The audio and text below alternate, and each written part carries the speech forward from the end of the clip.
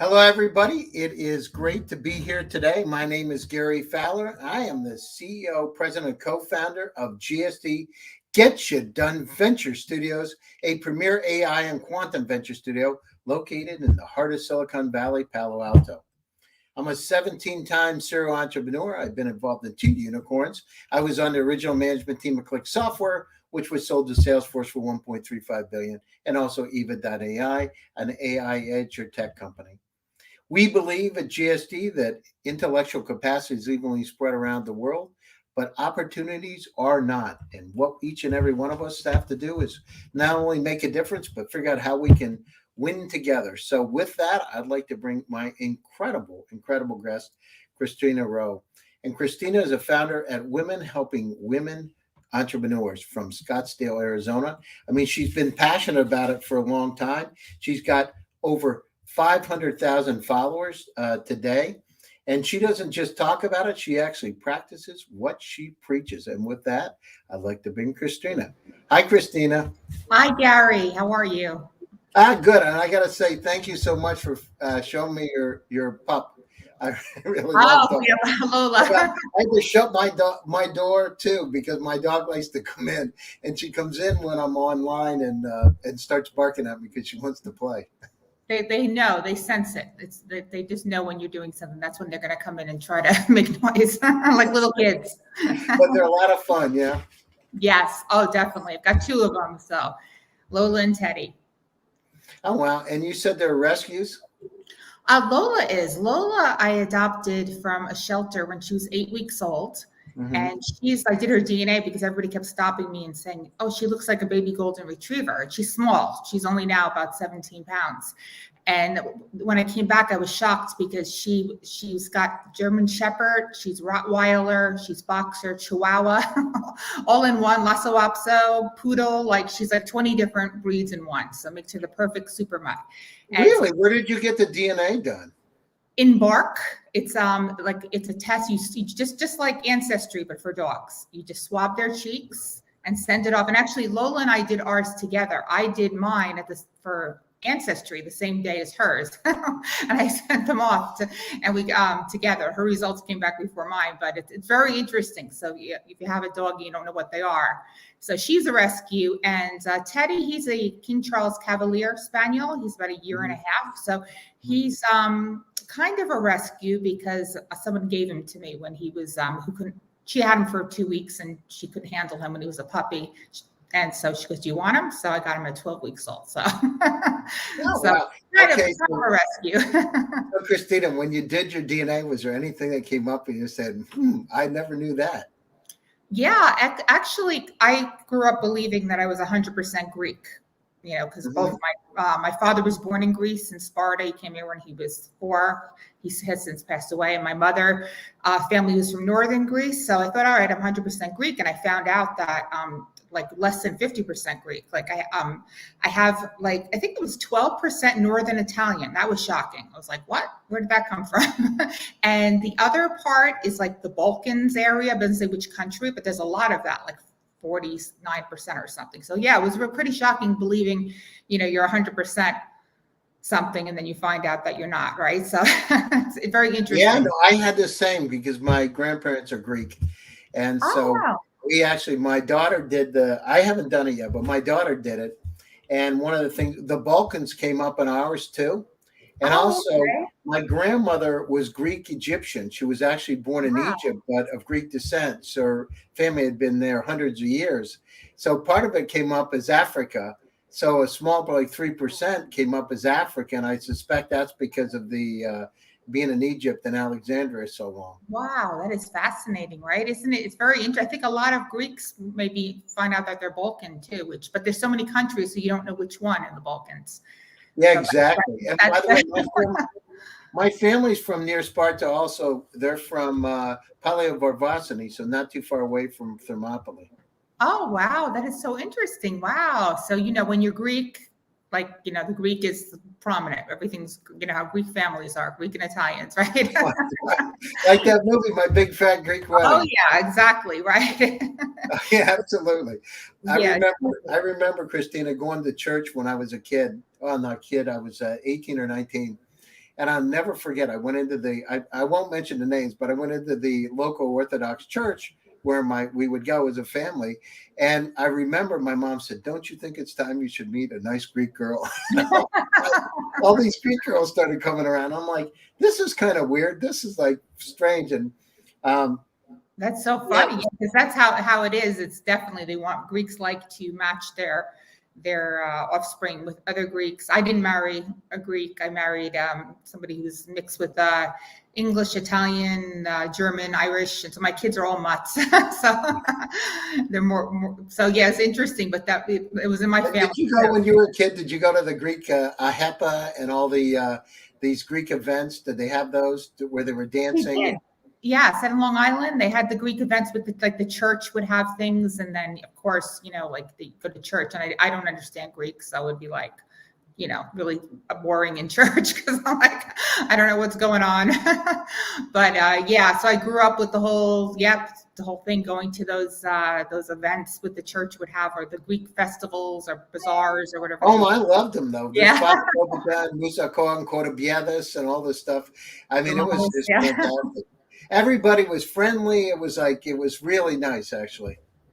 Yeah, I mean, it's funny. My kids still, because when you have like a Greek mother, they still, even though they have all the other nationalities, they identify as Greek, like, even though they're only like quarter Greek, so they or half, but now with the DNA. But they, because they love Greek food, and it definitely came through. It definitely the traditions come through. Well, you're making me hungry just talking. Yeah. I don't know. Every time it was like the food was amazing. All right, so tell me. So you were down you came from Long Island. You moved down to Florida. You started getting really into the whole business networking thing. At what point? I know you did Women Helping Women in 2009, right? And Level Up Network Marketing. Networking breakfast. But where did you start to get in? Because I see the same thing, all over the world. There's these incredible female entrepreneurs that many times are underserved, and especially we're working in Africa a lot. In fact, I had several of them today on at our demo day. And how do we, there's incredible talent. How do we really help to be able to cultivate that talent in a way that's doing it the right way? What do you think from your perspective? You mean cultivating all the talent of the entrepreneurs? The female entrepreneurs that are out there, because sometimes they're hard to find, Christina. It's not so easy, right? Well, we have a lot of them. So we have over 500,000 from all over the world.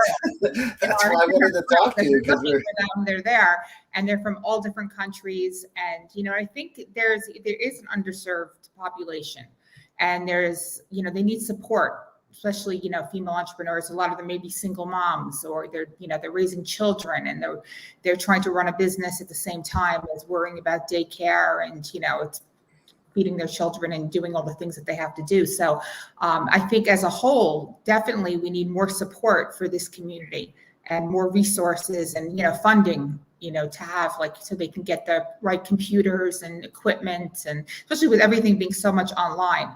There's a lot of things, like having a good webcam is important, and having the tools and the software to effectively run businesses as well is expensive. So someone just starting out, starting a business is going to have a lot of, overhead and expenses, whether it's a physical in-person business or online. So I think, having more available funds for female entrepreneurs would be fantastic. It would really help them.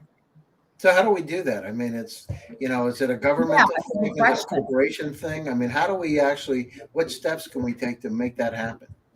Well, I think it's because I don't think it's a governmental thing. I mean, it's definitely would be great if corporations expanded. I know, it seems like there are some things out there for, maybe for female business owners, but it doesn't seem like it's available, to the people I know in my group, who are, solopreneurs and just starting out, so they don't know the steps of how to apply for these things. So I think it's a lot of education, and major companies may be donating, maybe they can donate, computers. Apple can donate computers to, underserved female entrepreneurs across the globe who are trying to start a business, or webcams, or different things, that they can use, or a software company.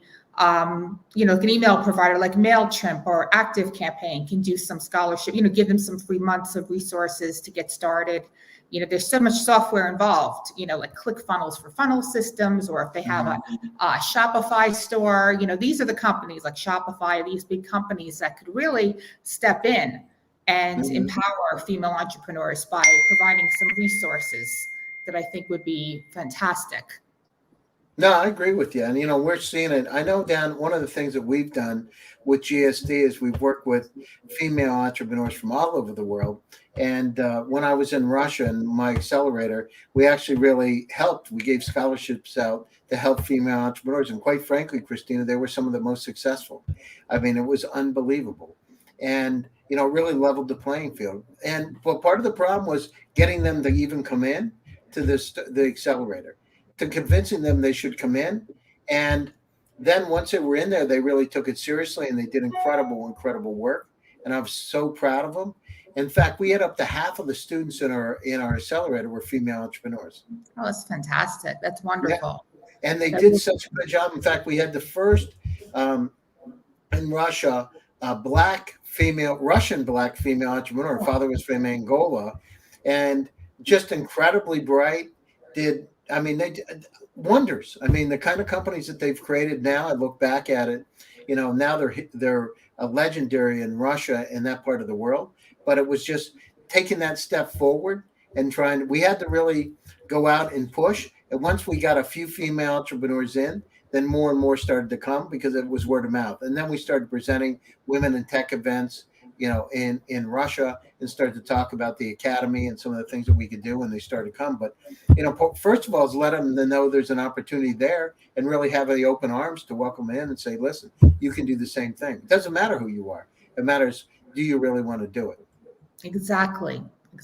And also having other people who've already been successful mentor these women, and lead the way, and maybe provide their coaching. And like you mentioned, like women in tech, and so there's different, types of businesses. I think what's being underserved, or maybe a lot of these, women who, like I said, are solopreneurs, maybe they're coaches, or they have a product, or they're selling, all these stuff that they're doing. They don't fall into those categories, like having, a physical business or a startup, like a tech, something really big. It's just really the small business owner, the females, who's just really starting a business, I think gets often, left behind when we talk about these things of trying to serve them.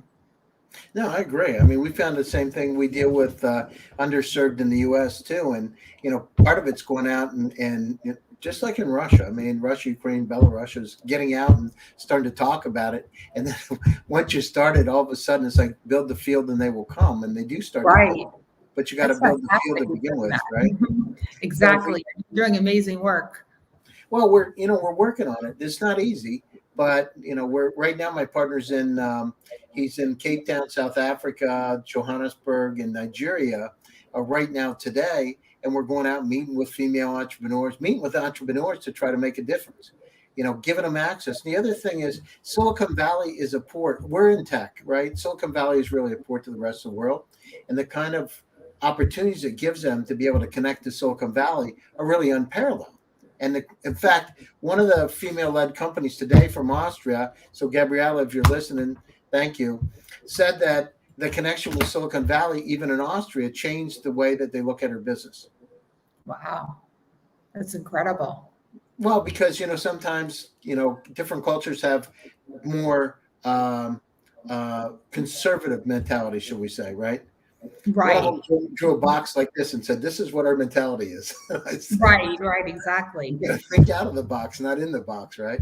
Yeah, and I think everyone has been forced to do that in the last, almost 2 years now, because so many industries, other parts of the country, the world are, locked down this whole time, like Australia or New Zealand, and it's not as free to be able to go out or get back to work. So many people have had to reinvent themselves and start businesses or be forced to do that because, everything changed in their industry maybe that they were working in.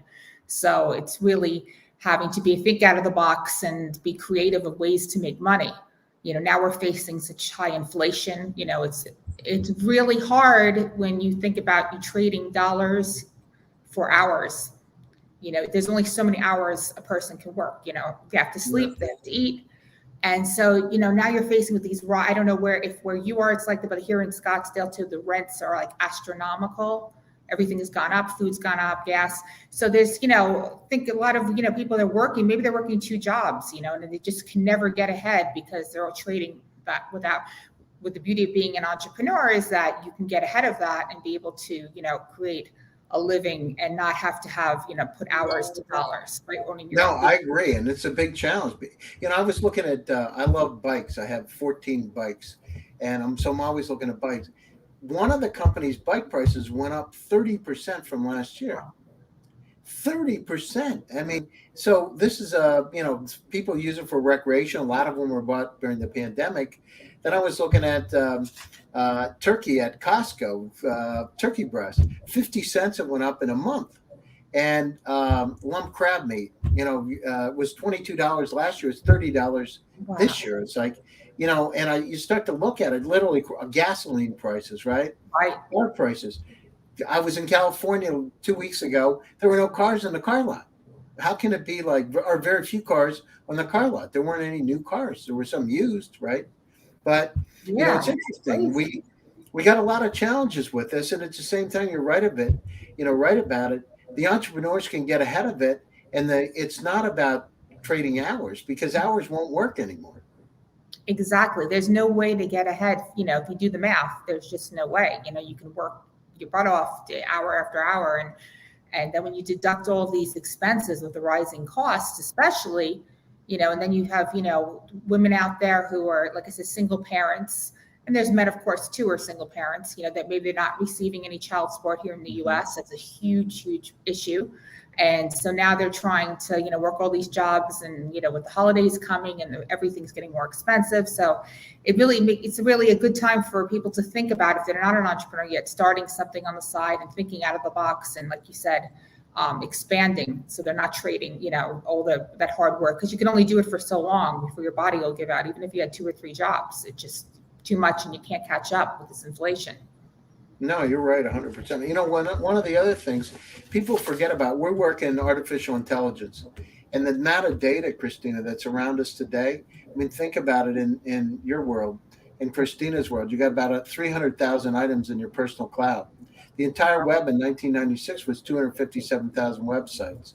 So, Christina, you have more information, and the audience today viewing has more information in their own personal cloud, the entire web in 1996.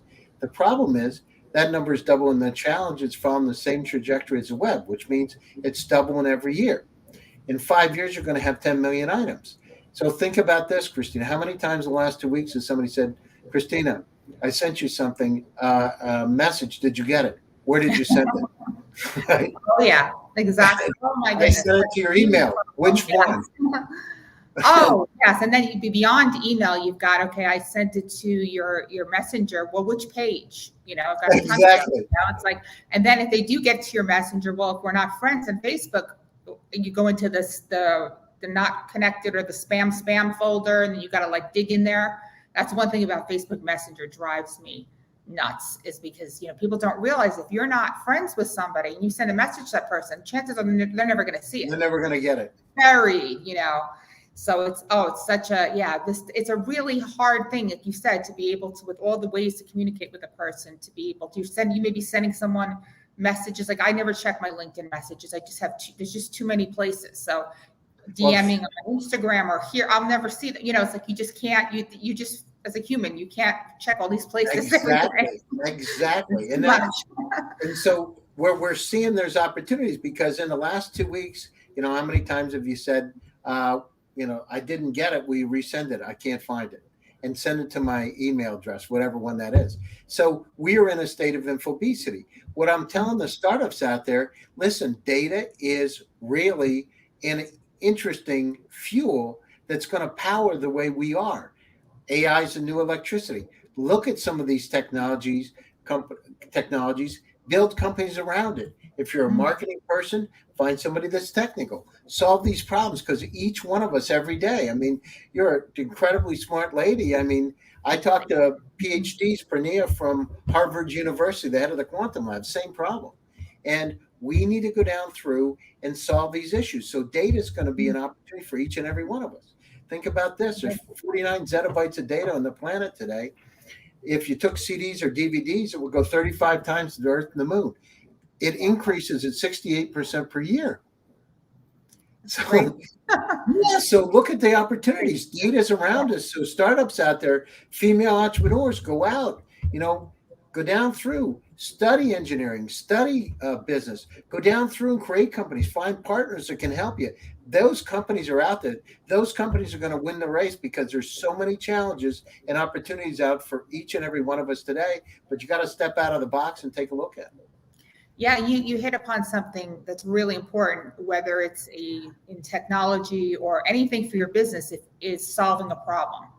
That's where you're going to be successful. If you can find a problem that a target niche audience is struggling with, and if you can solve that problem, like if you could solve the problem, like I've actually asked people about this with Facebook personal messenger. It would be phenomenal if somebody could invent a way to have like an autoresponder go out, like, automatically to these messages. Facebook doesn't allow that, so they don't have the technology, but that would solve a big problem, because then you could direct people, because they do have that for pages. They have it for pages, but they don't have it for personal messenger. And that would, that's one problem people have is, and I know there's some softwares that condense everything, but anytime you look at a problem, I know we have one of our members, her name is Chantel Voss. She's created a software called Carly, and it's brand new. And what it does is it goes into Facebook groups. We've installed it in all of our Facebook groups now. And, when you have a group like us with 500,000 posts coming through, tons of information, you can go into her software and you can put keywords in. So you could say, I want these keywords. So say you're a graphic designer and you want to, get work. So you can put in, looking for graphic designer or web design, so you'll only in that software, you'll just see those posts with those keywords. You can comment right away and get it. Oh, that's fantastic. It's a great software. Yes, she's just developed it, and it's fantastic because that does cut down, like we're talking about, on all that noise.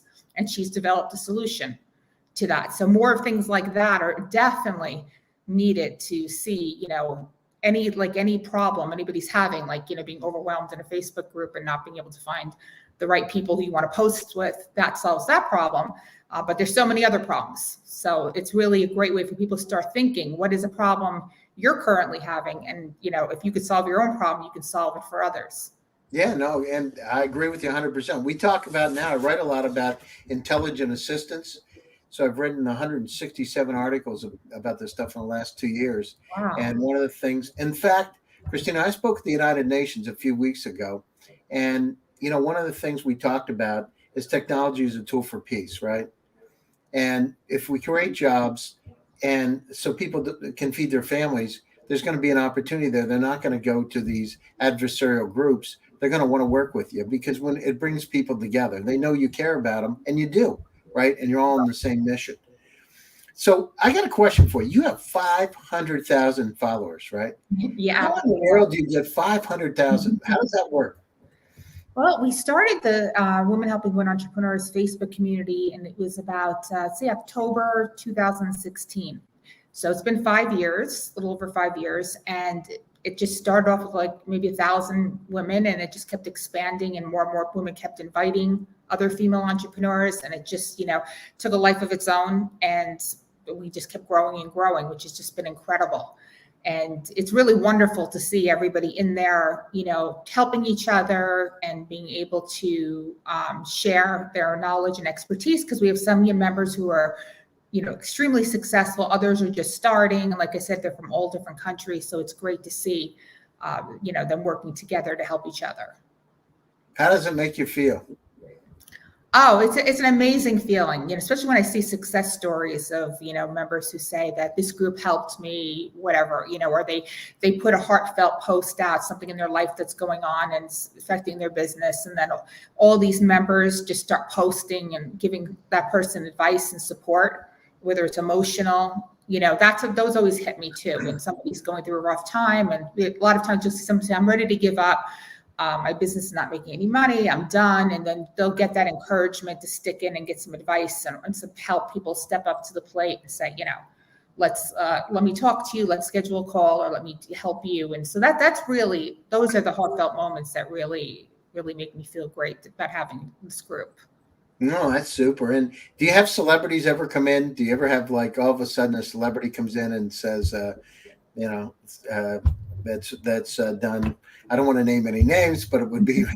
Is it interesting? Do they ever come in and comment female entrepreneurs that are celebrities or well-known female entrepreneurs other There's than probably yourselves? some well-known. I don't think we have any like actual like celebrities in the sense of celebrity that I know of. Maybe but there are very successful, well-known female entrepreneurs who are in the group, and so it's always great to see when they do help out and leave a comment or post or do anything like that. It's great to have them give that expertise. The ones who've already done it and can lead the way and say, I made $1 million in my business, and this is how I did it.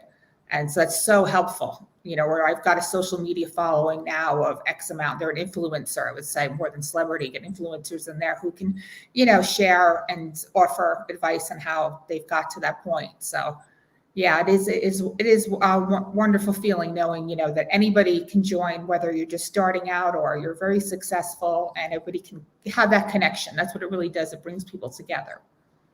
Yeah, it's always good to have the support too. People, and people care about you and they want to try to see you do better and help you.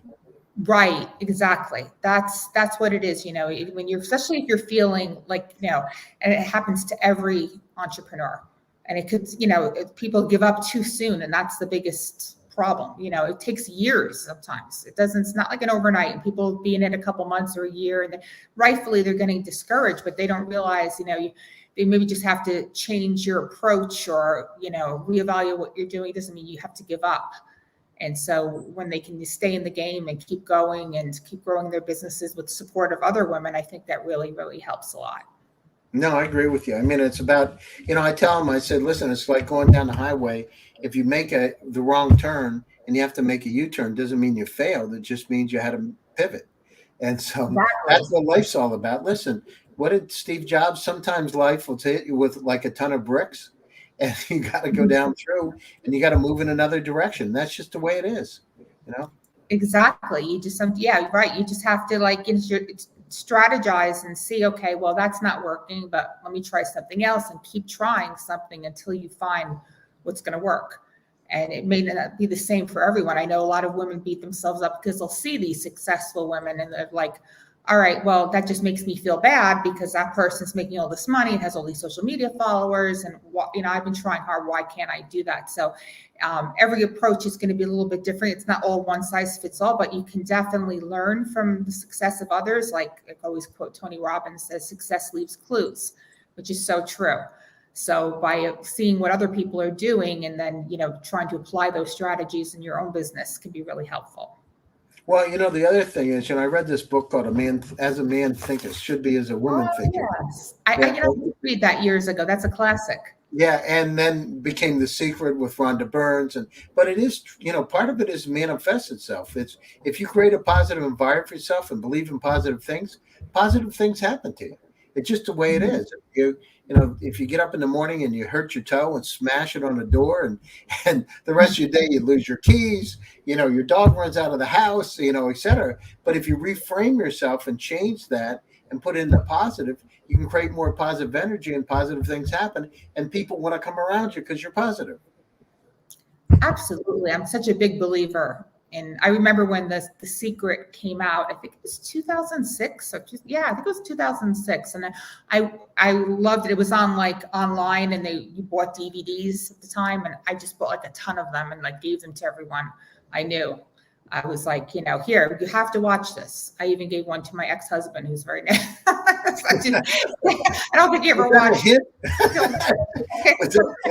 Let me tell you about the law of attraction. Here, take a look at it. I told the kids, give this to Dad. Bring this when you go visit.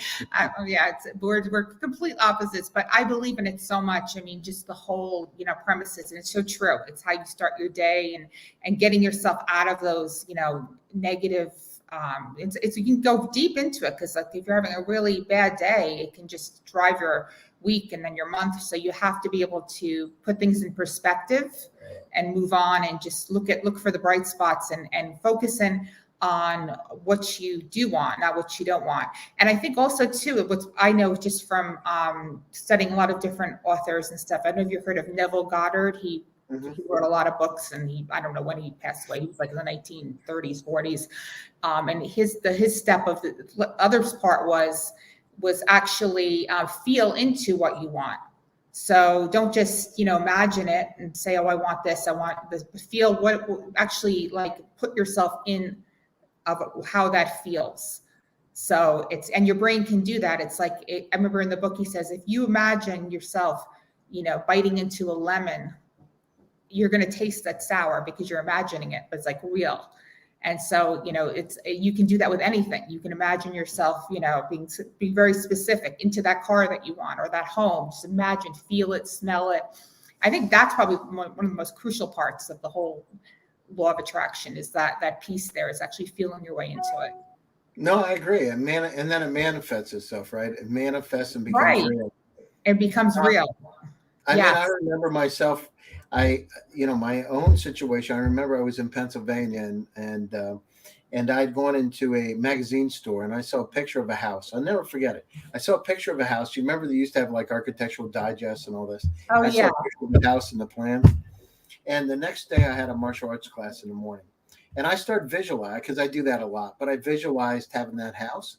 And I went to my martial arts class. It was at 5:30 in the morning, early, because I had to go to work. And I took it for an hour. And the martial arts instructor there, Dale, said, I'm out of work. I'm a carpenter. I own a construction company, and there's no work because the interest rates were way up. And I said, I went out in my car and I grabbed the magazine and I went down to the store and I bought the magazine. I brought it up. And I said, could you build this house? And I said, but I want to change the interior. And I drew it up. I drew the interior differently because I said, I want to make it 4 bedrooms and jacuzzi and all this stuff. Can you build this? Yeah. How long will it take? 4 months. I put it up, and within 4 months it was sold.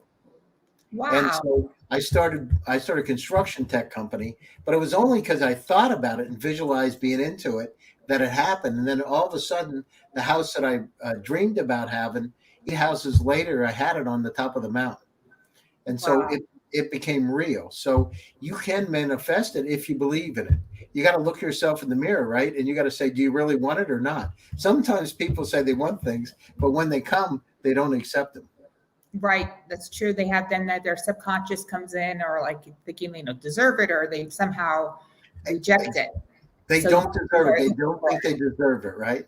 Right. Exactly. It's all these subconscious garbage that we have, right, from our childhoods and pasts and all that stuff that can get in the way and be a block to what you're saying. But that's an incredible story and it can happen. And I think you really have, like you said, you have to believe it though, because if you don't believe it, there's people out there to say, oh, well, that can't happen to me, or make excuses up or why it can't happen instead of why it can happen.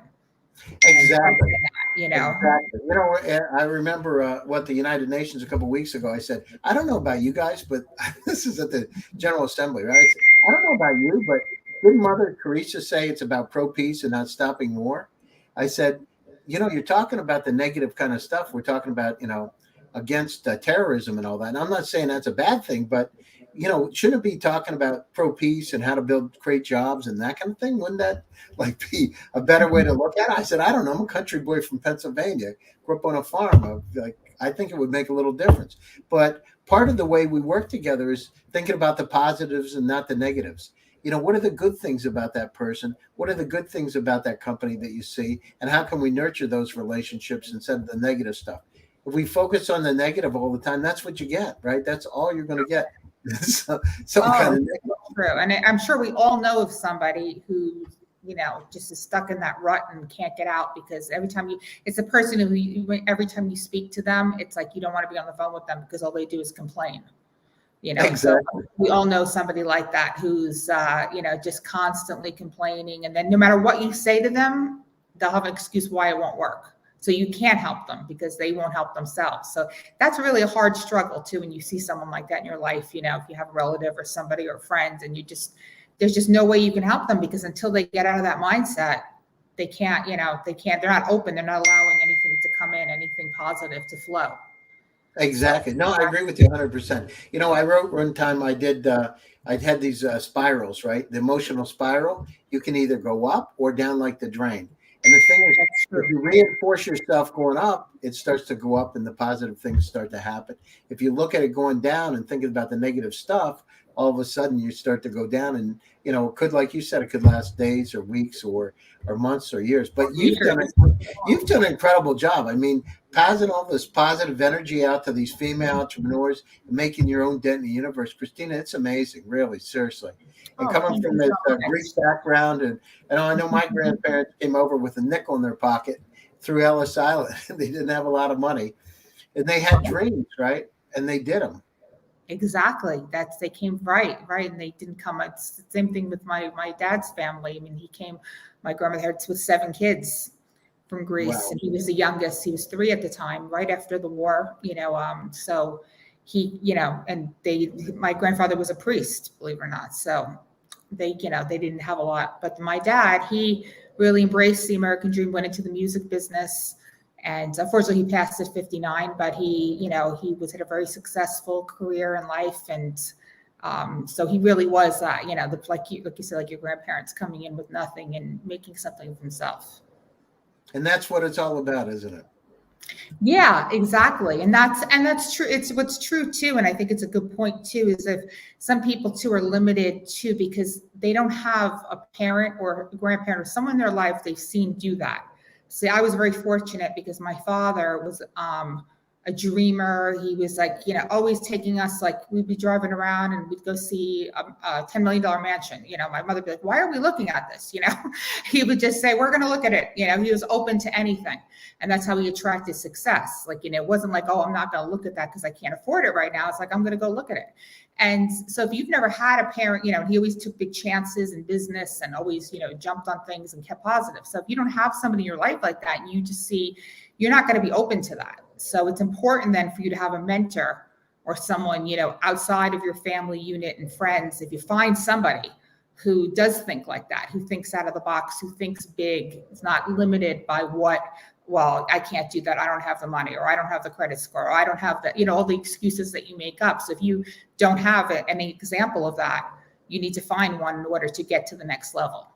No, I agree with you 100%. I mean, it sounds like your family did that for you, and I've seen I hang around those kind of folks too that have that positive energy, and help you and support the ideas. I don't talk a lot about. I don't know about you, but when I set my goal on something, I don't talk about it until it starts to become manifest itself and become real.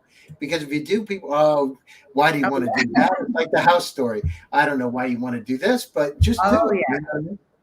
Oh, it's so true. I mean, my youngest child, she's 24. She just started her first business, and she only spoke to me about it in the beginning. She didn't want to tell some relatives and outside with her husband's family and stuff too, because she was like, I don't want to hear any negativity while it's still in the development. I want to be trying to talk me out of this. So now now that it's real, she developed a product for golden retrievers. It's called the Healthy Golden. It'll be coming out this January. It's a golden gravy. So it's a topper for golden retrievers with so many healthy things in it that help them not get cancer and live longer, longevity. And she developed the whole thing, which I'm super proud of her for. But once it's now real, she told everybody about it. But she didn't, it was a smart move of her, because there would be people, friends or whatever. Oh, how are you going to do that? What do you mean you're starting a dog food supplement? How on earth would you know how to do that? And she figured out all on her own. She found the company to make it and to develop the product, and she developed the label. So, sometimes you have to keep it to yourself, just like you said, and until it's become manifest, and then you can share it with the world. No, I agree. That's fantastic. Well, listen, we're coming to the end of the show. I just want to have your closing thoughts and how can women that are out there, how can people reach you to be able to help? And and also, Sure. what's the best way to get a hold of you? Well, I first want to say, anybody watching this who's not part of our community on Facebook, you just can go to womenhelpingwomen.group, and that will lead you to the Facebook community. So you can join us there, womenhelpingwomen.group. We also, if you're on LinkedIn, we do have a Women Helping Women Entrepreneurs group here. You can look that up and join here as well on LinkedIn. So you can join those groups and get a lot of support. through those places too, and definitely reach me in the groups. You can tag me, or I was gonna say, DMs and messaging is very difficult to reach me, but definitely, you could definitely, or send me an email at christinarowe.com. That's usually the best way, because you get so, like you said, we were talking about earlier, it gets very overwhelming with all the different messages coming in all the different places.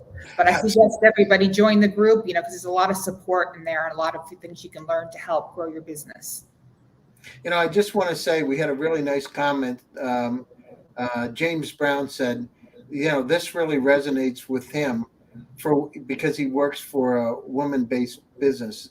And Oh, nice. what you said today really resonates with him. So I just want to say thank you. You spread the positive word out there, and yeah, it's really great. So I want to thank you for taking the time today. It's great to hear. I'm glad, because I'm passionate about this, and I want to help as many women and men as possible. We all have to really become more positive now and stay away from negativity on social media. Use these platforms to grow your businesses, and don't get caught up in commenting and going and getting into that negative spot, which too many people waste too much time. Time is precious, I'd say. So use it wisely. Think about what problems people have and how you can solve them. And if you ask yourself that every day, I think you're going to come up with a winning idea, or add on to your business, or do great things, because that's what it really all boils down to. No, I agree with you. I agree 100%. And tomorrow never comes. So if you're going to do it today. Focus on it, get it done, stay positive, and try to go out and help people. And those emotions will come back to you. You'll get that positive energy back. So go out and help.